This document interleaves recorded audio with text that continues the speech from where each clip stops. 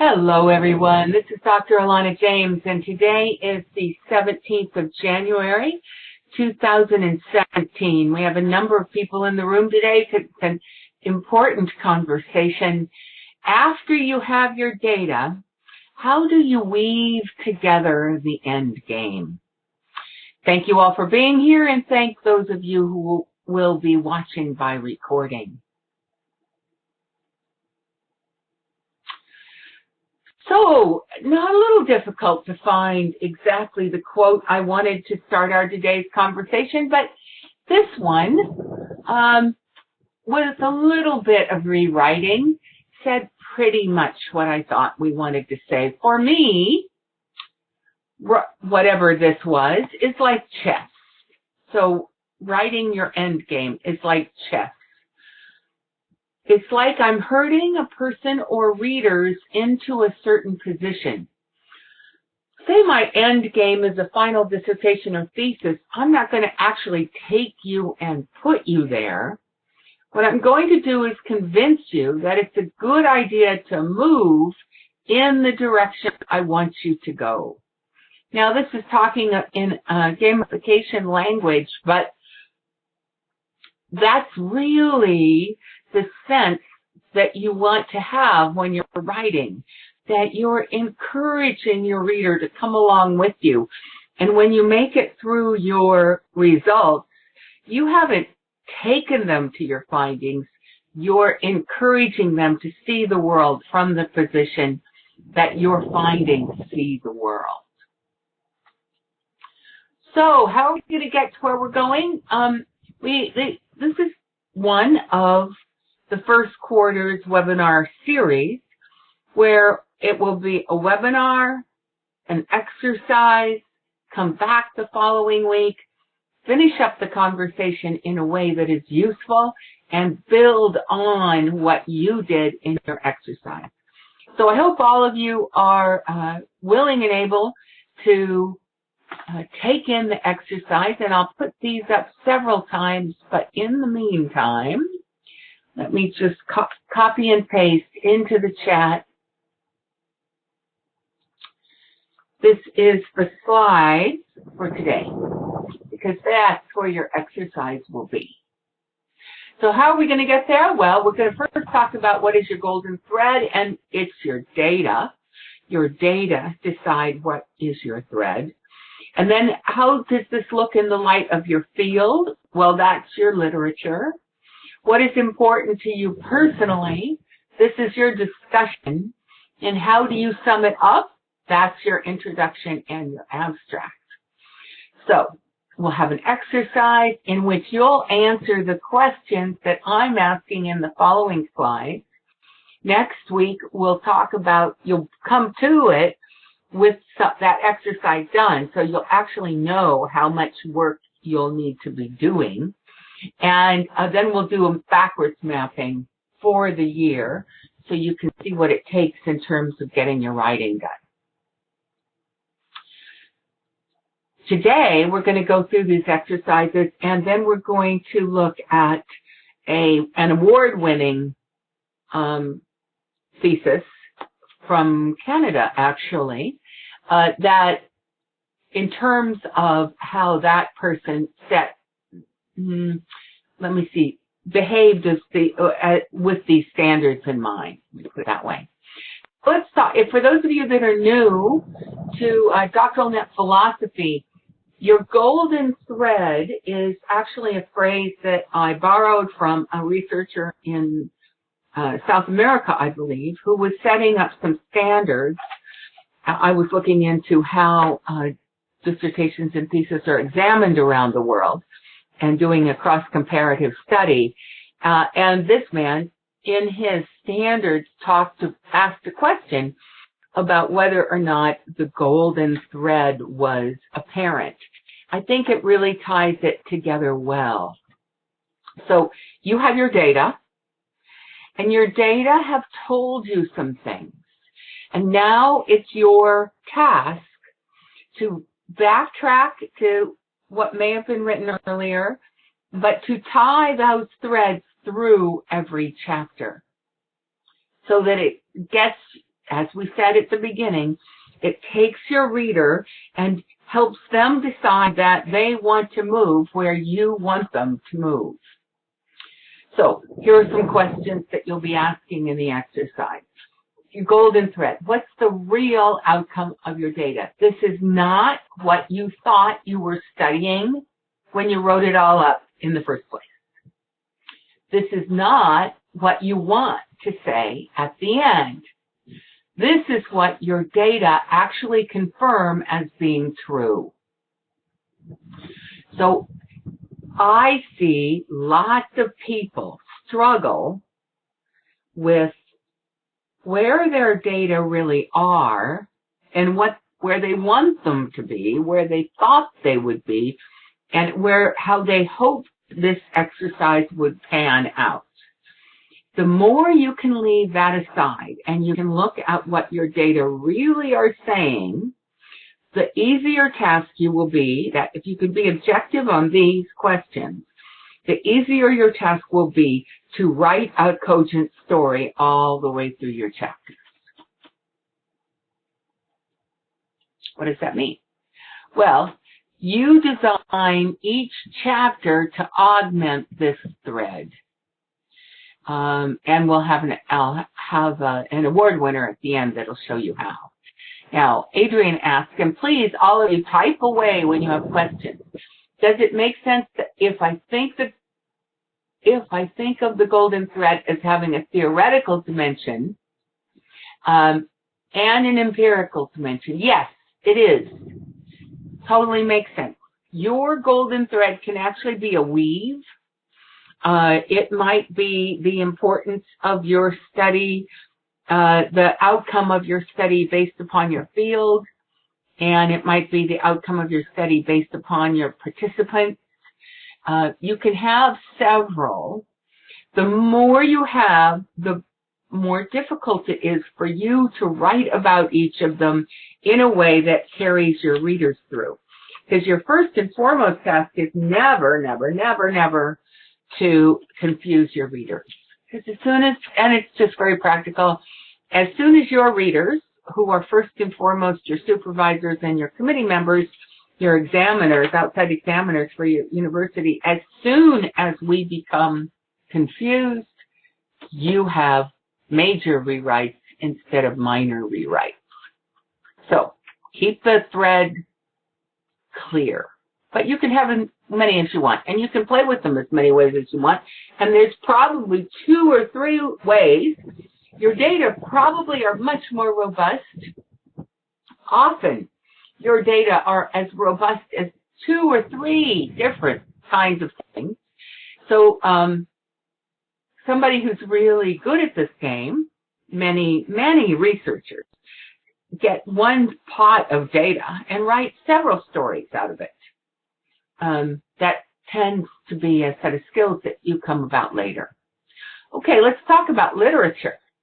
Second question was, well, how does this look in the light of your field? Remember, this being the data. This is the story your literature has to sustain. So it's quite common that you're going to have data, and it's not going to say what you thought it was going to say. And so you have a slightly different story than you thought you had.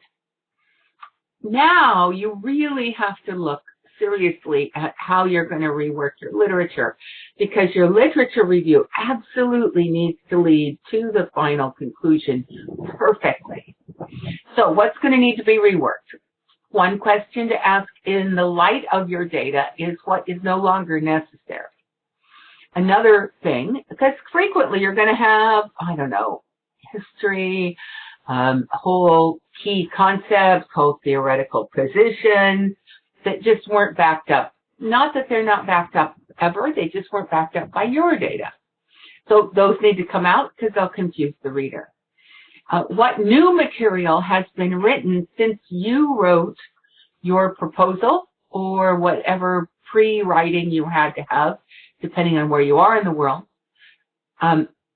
So once you have your data, you have to go back to your field and see if other people have been writing about the same kind of things and how that adds. And then, as I said, if you've already written up your lit, as you would have in most of the North American countries, because you'll have a proposal, then you will have to rewrite it, and perhaps sometimes substantively, once you have your data. It's very annoying, by the way, to people who are done or almost done when they realize that really all that writing for the lit review isn't quite perfect anymore. So I prepare you for the fact that in the end game, which is what we're talking about, this, depending on your personal circumstances, can take much more time than you anticipate it will. And I see a few others joining us. I want to say welcome, and that this is being recorded. You'll be able to see what you've missed when we're done. And just because you can't, you don't see the chat before you entered the room, I am putting up again, here are the slides, and the exercise is in the slides. All right, so then you're going to ask, when you think, given your data, given what you actually now need to be crafting, what is important to you? And I'm really going to stress the you part. And, you know, it's really useful to keep in mind that the human brain is not good at remembering more than 3 points. So hone your discussion to the 3 things you want your reader to retain. Now you've got your data. You know what your data tells you. Now you have to ask, what is important to you? And this is in this final chapter. As an examiner, I want to see your voice as a researcher and writer come through. This whole exercise that you're doing is your personal transformation from student to doctor. And doctor, at the time you're Dr. So-and-so, we hope, in fact, we set up the gamut of experiences that you have to go through with the intention that you will then be a peer with everyone who has ever come before you. So I'm an educator. That means that my goal would be a peer with people like John Dewey. It's a big, big standard. So keep that in your mind. This is what you want to be a peer through. Let that voice. We all have it in us. But it's a difficult challenge for a student to come through and talk like the expert that they will in fact be within the next couple of years. The more you are able to do that in this chapter, the more you are convincing in the way you tie your data together, the easier time you're going to have of it at review. Okay, so this is your chapter. This is where your voice as a researcher comes through. You ask yourself, what do you want to say? This is separate from the rest of the world. And then, do you have full substantiation of that? If you don't have it, but you want to say it anyway, you put it in the recommendation. So the recommendations are the research you hope other people do because you hope their work works well with yours and it takes the field forward in the way you would like the field to go. This is where you first become the voice of being able to move things. And, you know, it's the time when all of a sudden you're citing yourself and your own previous work rather than everybody else's all the time. It's a really pretty brilliant transformation. So it starts, and those are the kinds of subtle things when I'm examining that I look for in this chapter.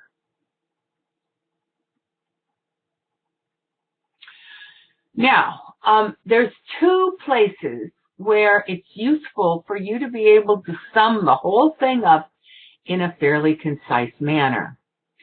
The first is your introductory chapter. Wait, I really wanted that to be your abstract first. Let me go backwards on these slides. the first thing your reader comes across is your abstract. And I worked at a university for a while that required everybody use the abstract in 7 sentences, which is pretty typical of the STEM sciences. And if you read a lot of abstracts, you'll be very happy when people use this structure. These are sentence stems. The purpose of this research is, the scope of this research is, the methodology used, findings suggest, conclusions were, the limitations were, and the contributions to the field. Whether you use that particular sentence stem as the sciences require, you have to have these things in your abstract, and you're aiming for 7 to 10 sentences. Some journals will require 350 to 400 words. Now, that then leads the reader. So you've given the reader really quick. This is the study, this is the methodology. Okay, this sort of sets me on the field. And then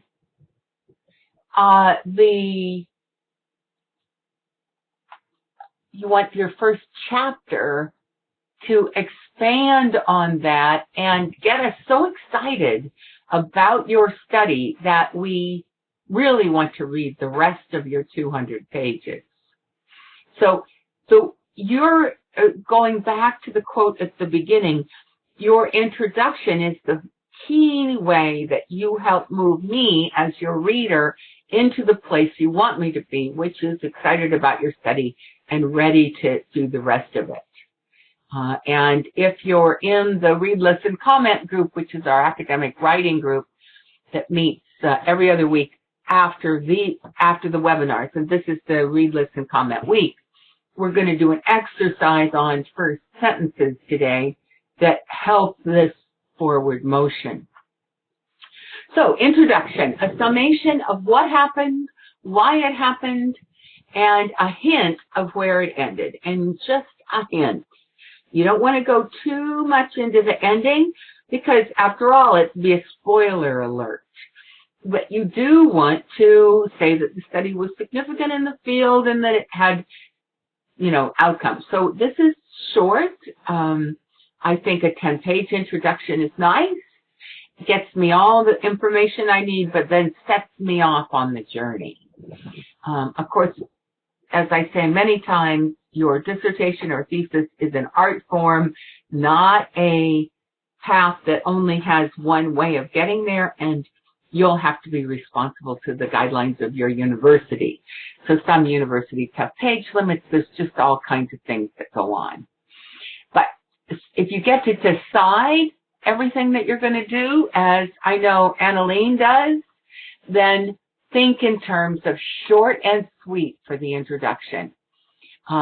Leads us in and leaves us understanding completely where we are going, how we are going to get there. It's like a 5-minute travel documentary of where somebody said, okay, we're going to do all these things, and left us salivating for the food we were going to taste and the places we were going to go.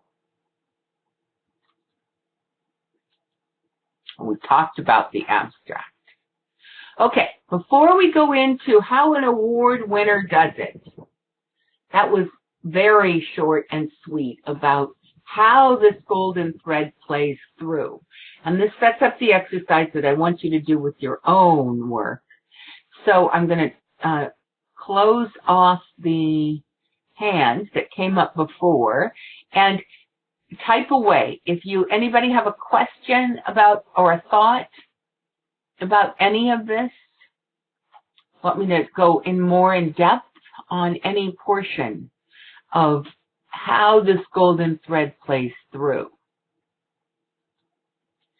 And so I'm not waiting and nobody's typing. Hit the hand, please, if you're typing. Here we go. Looking forward to doing the exercise. Thank you, Donna.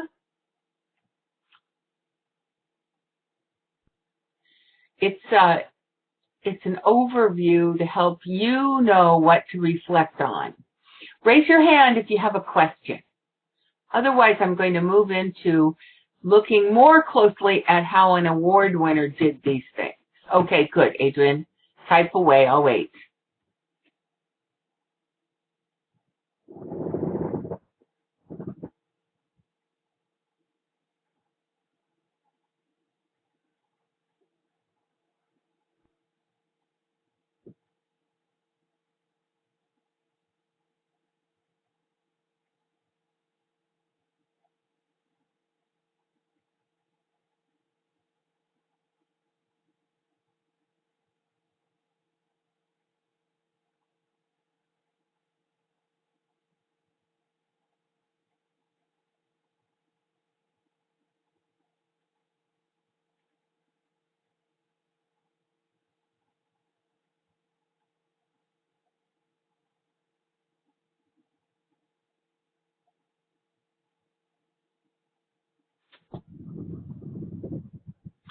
The golden thread will likely undergo some revision as we juxtapose the theoretical against the empirical.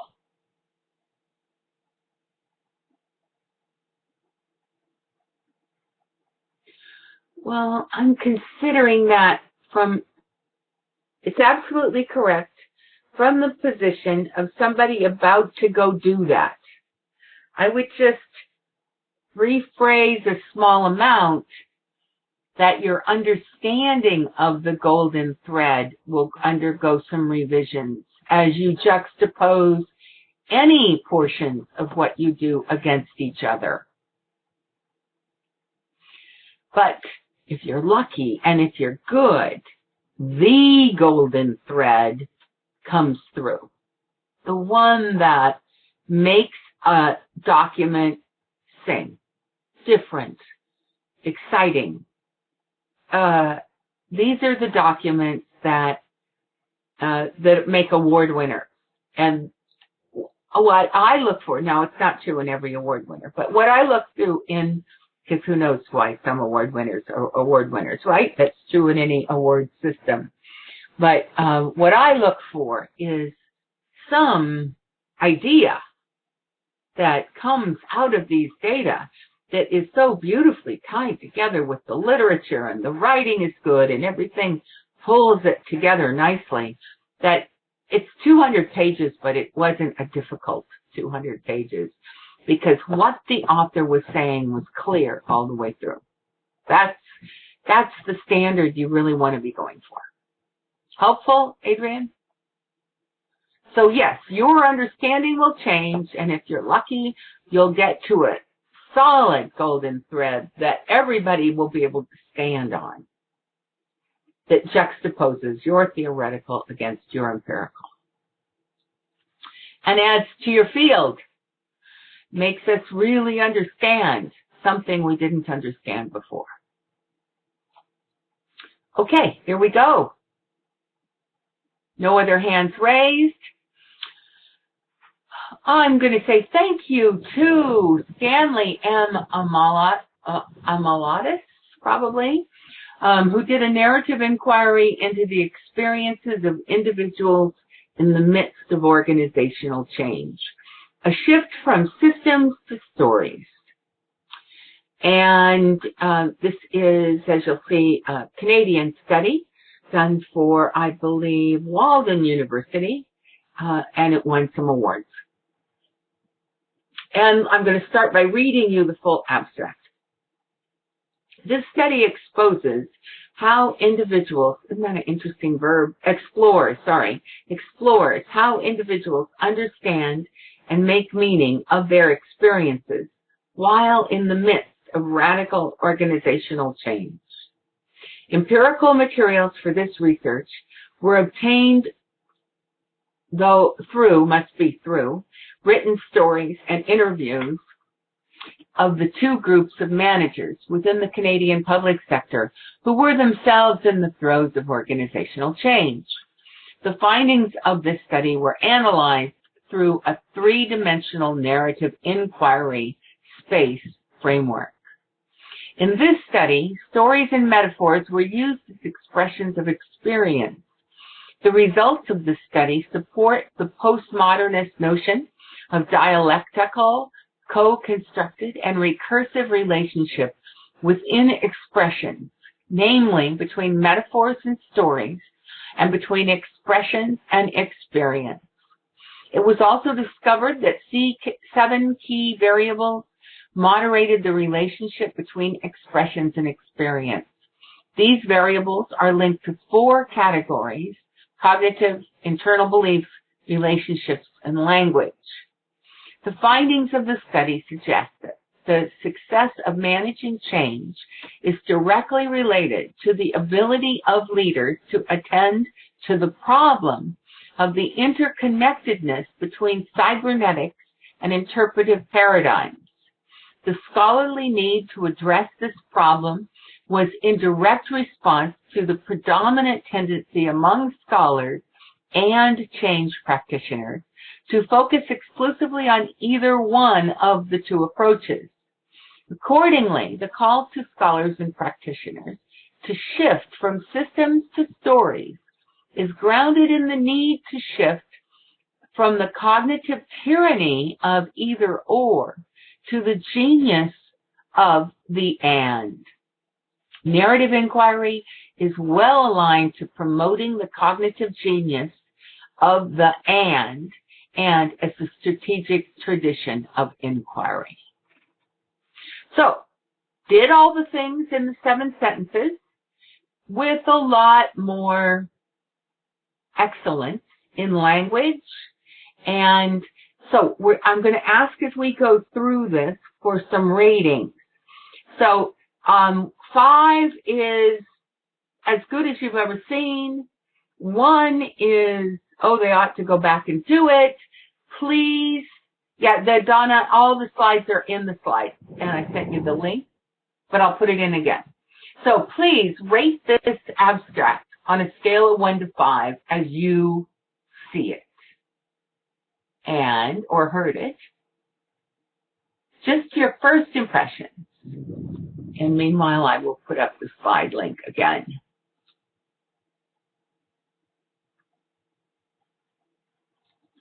Okay, so by and large, looks like we've got some 4s and 5s. And in fairness, if you're writing your abstract, this is one of the best. I mean, it's sure. There's some things. It's interesting as I read, I think, oh, they shouldn't have let him write 7 and 4 without spelling it out. It's not good grammar, those kind of things. But it is intriguing. It makes us want to read further. And if I was interested in change and I was going through abstracts, what's the purpose of an abstract? It's to encourage other people to read the rest of your work. So you're going through ProQuest, you're looking for previous studies on organizational change. You come across this one, yeah, you're probably going to dig into it to see what else the man has to say. Now, one of the things Adrian says, would have been a 5 if the research problem in general and in specific was contextualized prior to the first paragraph. Excellent, Adrian. So, I believe, as an examiner, that I should be able to go through your table of contents and get a pretty good idea of your whole study after just reading the abstract. So we're testing that out today. Remembering that the introduction is supposed to be a short and sweet synopsis of the entire thing without giving too much away. And it looks as though this was a direct copy, but I think that conceptual framework might be a first level heading, and the perspective of system integration, of social integration, and on demonstrating the interconnection might have been sub-level headings. I'm not sure about whether or not I copied it exactly right. But there's the statement of the problem and background, the purpose of the study, the significance of the study, the nature of the study, the this particular university requires certain headings, and so this person was probably writing primarily to their headings and then adding the pieces that were needed for his particular. He goes into, many of these are pretty standard. You'll see them in the Doctoral Net site too, as our suggested level of headings, research questions, conceptual framework, definition of terms, assumptions, scope and delimitation, limitations.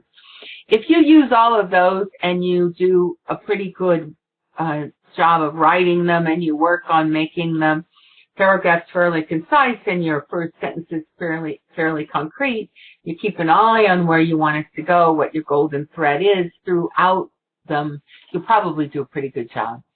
He adds on a tenure that his position had some effect on the study, and as did whether or not people were willing to participate. So he brought those up right away. It gives us a solid overview. Not exciting, but solid. Now, what does he do with the literature review? So in the literature review, he takes us through stories from the 18th to the earliest 20th century in terms of radical change. And specifically Rousseau, Marx, Weber, Durkheim, and so he's looking at the greats and what the greats said about change. The ones that, again, choosing those particular threads, certainly you could talk about other people as well, but he chose those because they pulled out aspects that he wanted his reader to have in mind when they went through the rest of the study. Then the second section was from reflective thinking to intentional planning. And again, there's a number of particular types of thinking he wants us to have in mind. And then the experience of the individual in the midst of change. And here he's really pinning the fact that his study is the modernist and perspective of the postmodernism. And I think what happened when I changed it from a PDF to a Word document is that some spelling went sideways. So it's the modernist perspective and the perspective of postmodernism. So that's how this person sets us up. I think you can get a feeling now. Fairly dry, fairly concrete, solid background with some interesting ideas.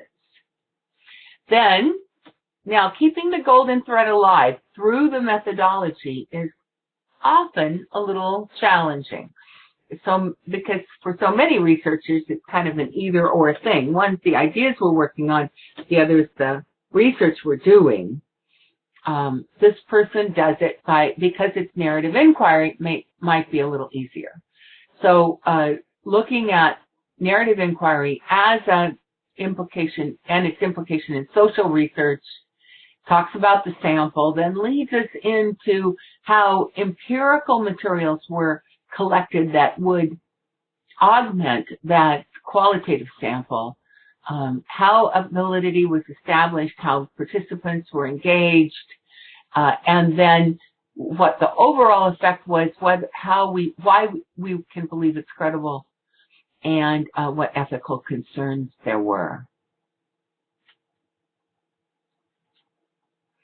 And then we get into the analysis of empirical materials. Now, his is a 209 or 15-page document, and a good portion of it is let me just check.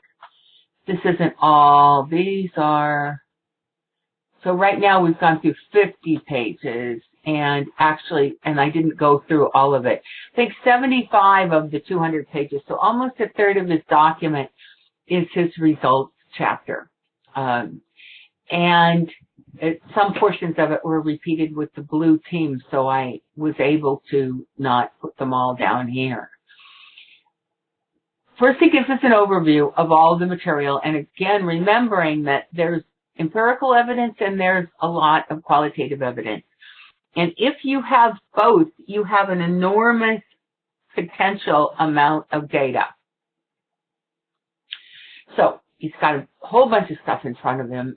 His analysis is three-dimensional narrative inquiry. So he's juxtaposing one set of qualitative data against another set of qualitative data against the empirical data, and seeing where they all land, because he's made the assumption that where they all, however that analysis plays off of itself, he will be able to come to a greater level of credible truth.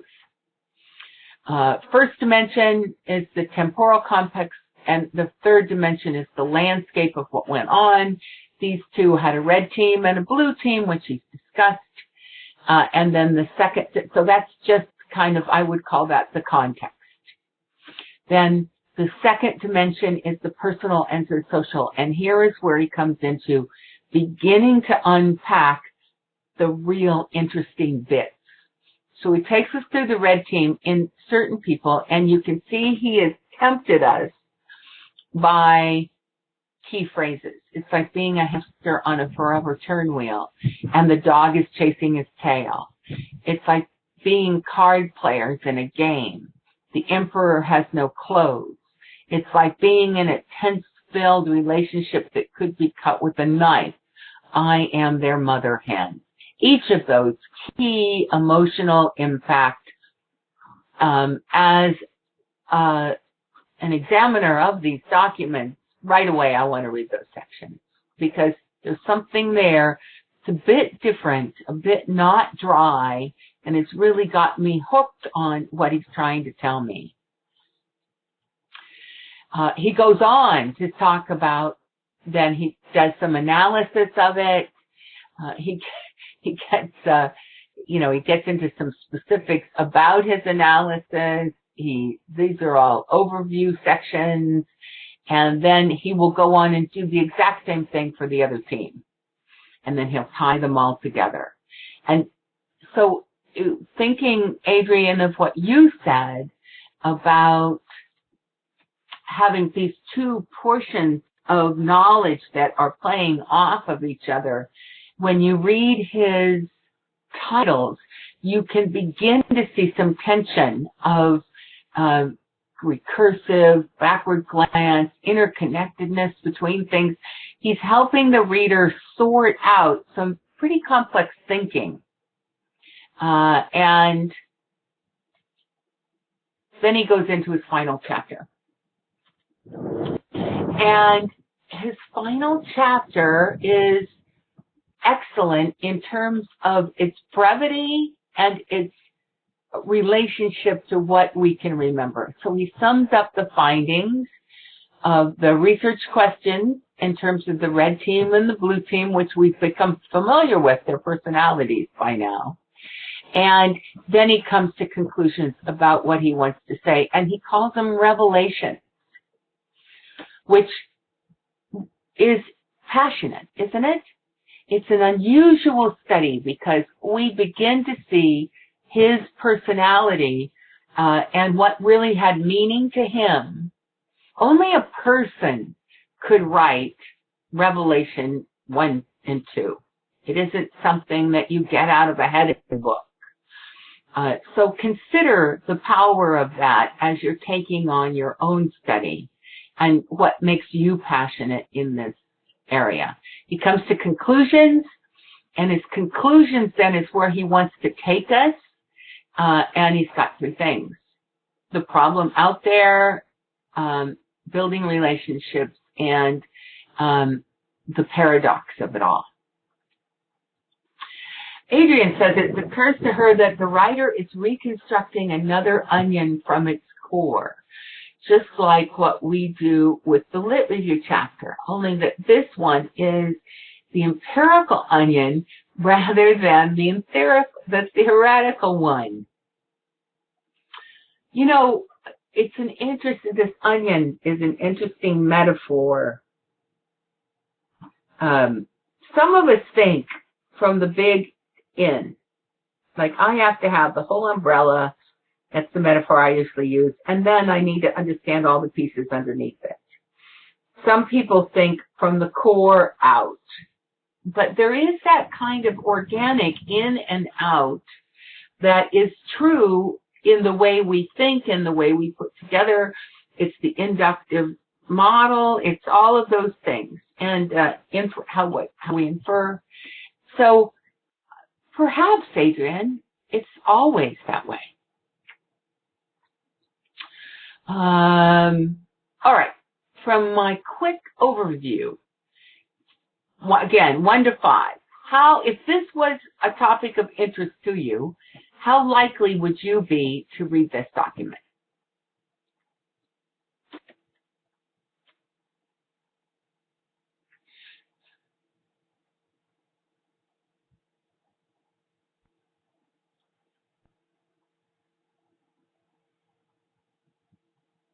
Other people are considering.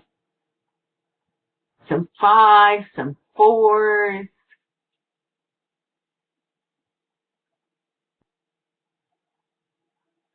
Donna says it's interesting. It reads like a novel, a page turner. Well, you can see why it won an award. It is different enough to stand out. A lot of extra kind of work was put into this. Now, all of you do not have to shoot for this standard. For many, many, many doctoral students, and there's absolutely nothing wrong with this, what you want is to get it done.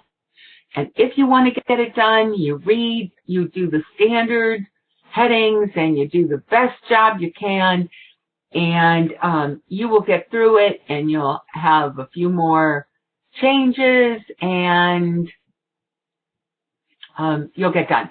And that's fine, because what you do as a doctor is way more important than what you do getting your graduate or master's, getting your work done. However, if you aspire to a little bit different, to a little bit outstanding, this is an example worth looking into. And I see that a few other people have joined us. Mona, welcome. The rest of this was recorded, and so you can go and find that recording as well. And here, once again, because I know you don't get the rest of the chat, is the slides. Now, Jane says, seems like the writing style is eloquent. Well, you know, in truth, if you really dig into the whole document, it dips in and out of elegance. But he was at least willing to push that elegant limit a bit. And you'll see, anybody who's in the Read, Listen, Comment group will see that, you know, there are some other things you can say about this document too, but nobody writes 200 to 300 pages and has it come through with a consistent, perfect style when we begin to slice them and dice them all the way up. So, your exercise this week is to answer these questions and then come back next week with a sense of your own work, and then we're going to talk about backwards mapping and how you're going to know how long it's going to take. I want to, and I'll take you through that exercise one more time in just a minute. But since I'm almost to my last slide, let me go ahead and tell you what's up at Doctoral Net. Lots and lots of things, great things are going on right now. The website, if you haven't visited recently, has all kinds of new bells and whistles that we hope will help you find things more easily.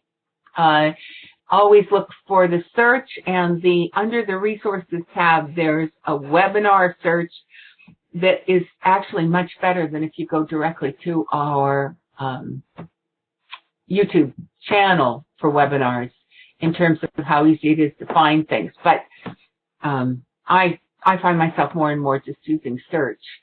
There's a series on Friday afternoons. We've had the first one. There are 5 things that cause graduate students not to complete. We did, and you can look at the recording, I think it might have been just for people who signed up.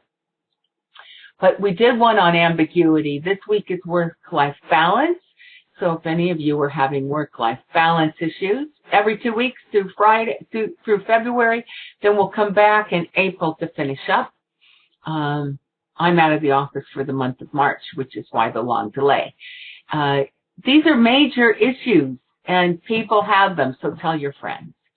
Webinars, now in 2 parts with an exercise in the middle, happen all the way through first quarter. Next month, we'll take a vote from you to see if you like them. If you like them this way, we'll keep doing them. Because our purpose is to help you get through more easily by giving you the tools you need to focus on the issues we see most graduate students struggling with. We also have work groups. We have one for academic writing. It comes up in another hour from now. And we have another one on lingerers, people who've been at this too long. It's every other week. Same schedule in terms of through February. And the tool of the month is our automations tool. You sign into whichever site whichever portal you enter through, whether you're one of our university customers or an individual customer, sign in, go to the control panel, and on the left-hand side are all the automation tools. And it's a good time of year to go through them all and remind yourself of all the bits and pieces that are the criteria of everything you do, from your topic to your research questions to your problem statements to your populations. Make sure your alignment hasn't traveled. Okay, that's the overview. Now let me zip past, and this is your exercise. First thing, what's your golden thread? If you haven't gotten your data yet, and I know several in the room haven't, you have to guess. And you have to realize that when you finish, your guess will be revised. Because you want to be true to your data, not true to your bias of what your data was going to be. And then you go through the literature and you think, if that's my data, what is no longer necessary? You look for new material and you consider how much has to be rewritten. Then you go to your discussion session, assuming you've written your results out in a cogent fashion. Then you go to your discussion section and you decide what are the 3 most important things. And those are what you're trying to tie everything else to. So now you go backwards to your introduction and to your abstract, and you see if you can get that golden thread in there quickly. All right, that's your exercise. Take them through the different parts, see how it goes together for you, and then come back next week and we'll talk about what it means in terms of time. Because next week we'll talk about backwards mapping to get this done. Now, and hold on a second. Let me close up the people watching by recording, and I'll take, we have another 10 minutes for questions. So let me just close the recording. Thank you, everybody who watches by recording. Okay, Zoom